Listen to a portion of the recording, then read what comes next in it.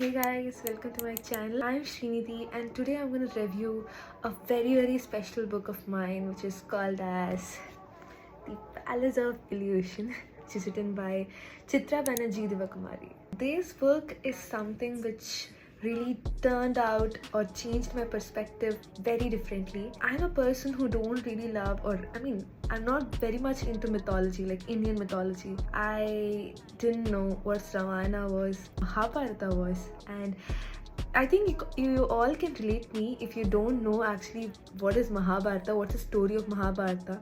I was very much confused of the names written in the Mahabharata. Who are Pandavas, who are Kauravas? I really didn't have any idea until I read this book. It changed my entire perspective. So where should I start? This book, as you all know, this is a very renowned book, which is a bestseller. This book actually deals with Mahabharata, the war, but quite differently. The entire book is held in the narration or in the perspective of Draupadi. So it's kind of very weird to me. We would have all known this is a war which was held. These were Pandavas, these were Kauravas. We would have a generalized narration, right? But what if the lead is Draupadi? What if we hear her side of a story? What pain she must have gone through, the love, the hate, the destiny which has planned her path. So sometimes it's really heart-wrenching to hear her point of view, and sometimes it's really overwhelming, and also sometimes I feel really happy for her, the life she really wanted and the love relationships that she had. How much should I rate this book? So, okay, it's gonna be 5. I'll tell you something. When I started reading this book, I read the initial 2 chapters, and you know what? I couldn't go on. I couldn't continue with this book because I really felt very boring.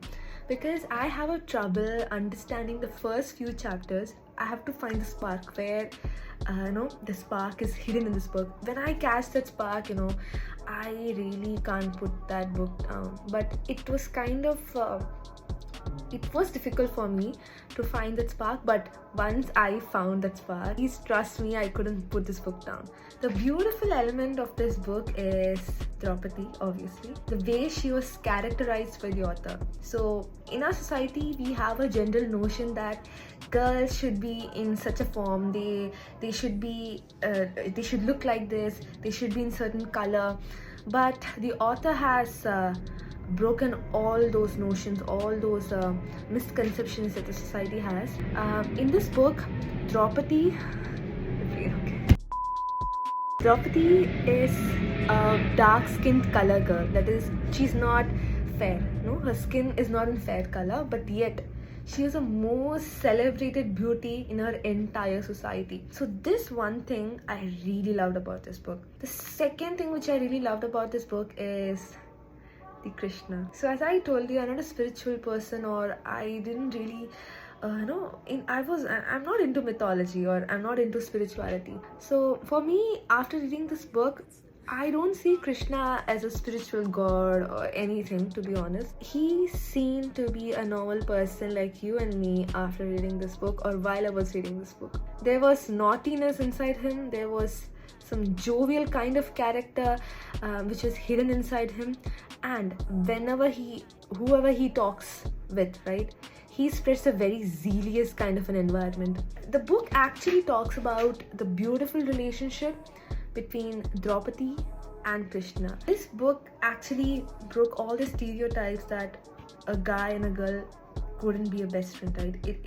It just proved that it's wrong. It actually portrays how beautifully Draupadi and Krishna had that relationship, a friendship which grew till the end. So whenever Draupadi was in a situation where no one could help, even her 7 husbands, that time her only friend Krishna helped. This one thing that really shook me, how beautifully, I have to use this word beautifully very often because that's what the entire book is about. And one more thing this book actually talks about is the murtis that we see, the statues we see of Krishna, right? It's always portrayed in blue in color, but it's not. Krishna and Draupadi are dark in color, which we normally don't talk about. We only appreciate fair skinned people, right? But this book break all the stereotypes. Please trust me, once you read this book, whatever pre-notion that you would have set about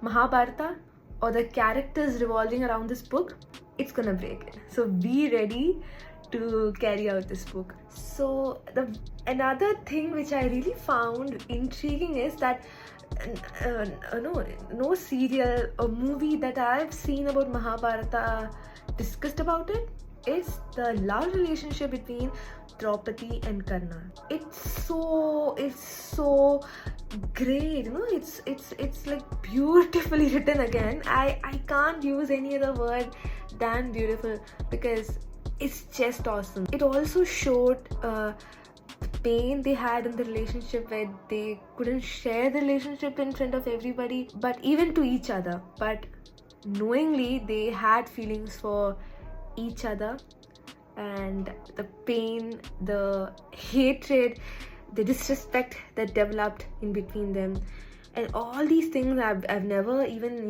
listened someone speaking about it, or even in a television or in any article. But this book signifies it. I think even it's written in back about Draupadi having a relationship with someone. Karna is the enemy of Draupadi, but yet she loves him even no matter what. That's what this book actually talks about. And we all know Mahabharata, right? It's about war. We know that it's a war that happens, which involved Krishna, Pandava, Kaurava. But for me, it was more than that. It actually talks about hate, aversion, love, despise, friendship, disrespect, responsibility, and even destiny. So this book was very empowering in the women point of view. As a woman or as a general audience, when I picked this book, it actually changed my idea about entire mythology that I've ever come across. People have this stereotype that Indian mythologies are not that good. We'll just read some other, we'll get into some other genre. But this book is something else. If you don't believe in Indian mythology, I think it totally worth the hype. Whatever hype this book is getting is so much deserving. This book deserves all the love. The thing which I really loved about this book is really fast paced. It's spiritual. Obviously it's not spiritual, but it actually delivers the roots of Mahabharata in a very most entertaining way. Which I really loved about this book.